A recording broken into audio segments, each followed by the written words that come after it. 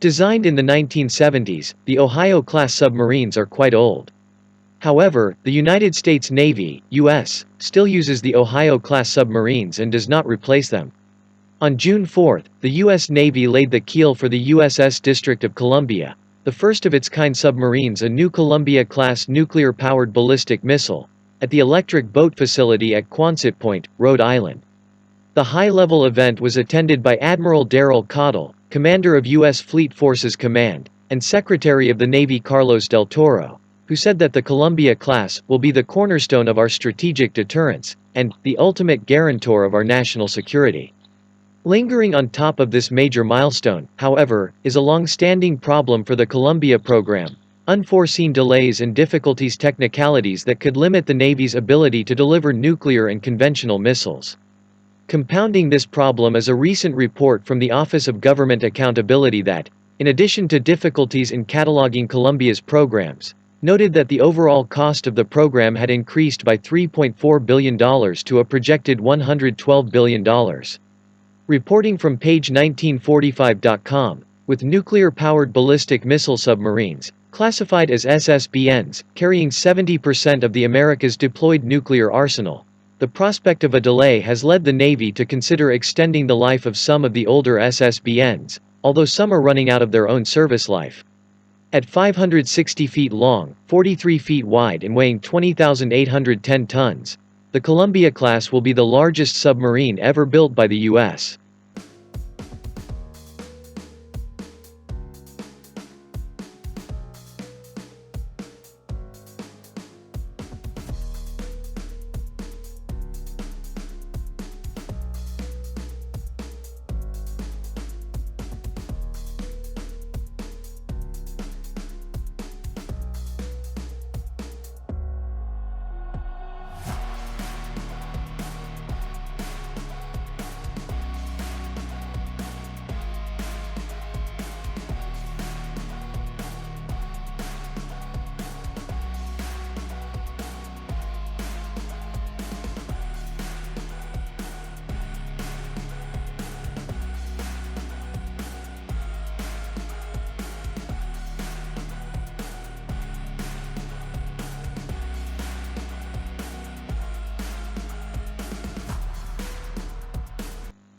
In addition to the Mk-48 advanced capability torpedoes, the submarine will carry 16 Trident 2D5 submarine ballistic missiles, each of which has a range over 7,500 miles and can carry up to 8 independently targetable multiple re-entry vehicles.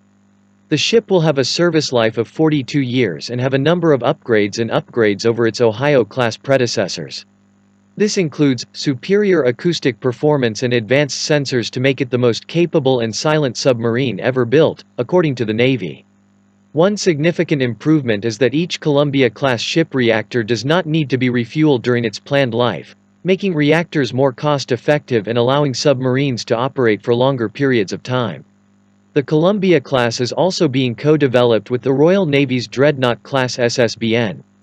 Both classes will have a common missile compartment, part of a submarine jointly developed by US-based Electric Boat and Bay Systems, based in the UK, which will host the SLBM. Both ships will also be armed with the Trident 2D5.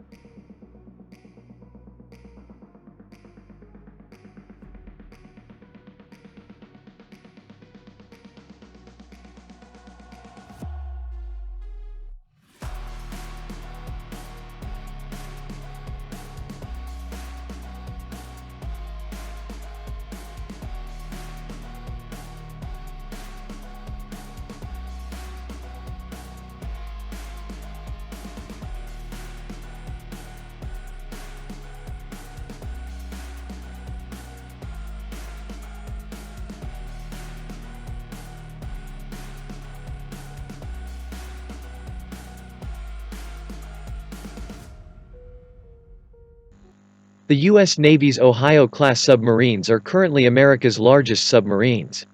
They are slightly smaller than the Columbia class, measuring 560 feet long and 42 feet wide and weighing 18,750 tons, but the Ohio-class submarines are more powerful. Armed than the Columbia, with 4 torpedo tubes and 24 Trident 2D5 SLBMs. The Columbia-class submarine will also be the largest submarine the Navy has ever built. It has boats that are 560 feet long with a beam of 43 feet and a displacement of 21,000 tons.